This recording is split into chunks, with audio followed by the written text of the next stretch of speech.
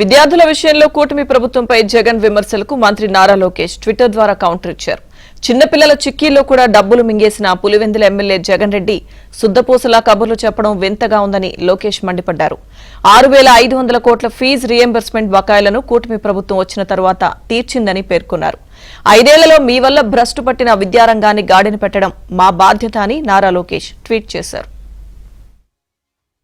విద్యార్థుల విషయంలో కూటమి ప్రభుత్వంపై జగన్ విమర్శలకు మంత్రి నారా లోకేష్ ట్విట్టర్ ద్వారా కౌంటర్ ఇచ్చారు.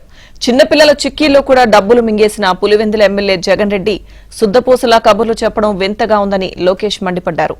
6,500 కోట్ల ఫీజు రీయింబర్స్మెంట్ బకాయిలను కూటమి ప్రభుత్వం వచ్చిన తర్వాత తీర్చిందని పేర్కొన్నారు.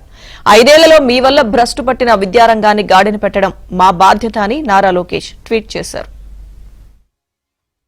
విద్యార్థుల విషయంలో కూటమి ప్రభుత్వంపై జగన్ విమర్శలకు మంత్రి నారా లోకేష్ ట్విట్టర్ ద్వారా కౌంటర్ ఇచ్చారు. చిన్నపిల్లల చిక్కీల్లో కూడా డబ్బులు మింగేసిన పులివెందుల ఎమ్మెల్యే జగన్ రెడ్డి సుద్దపూసలా కబుర్లు చెప్పడం వింతగా ఉందని లోకేష్ మండిపడ్డారు.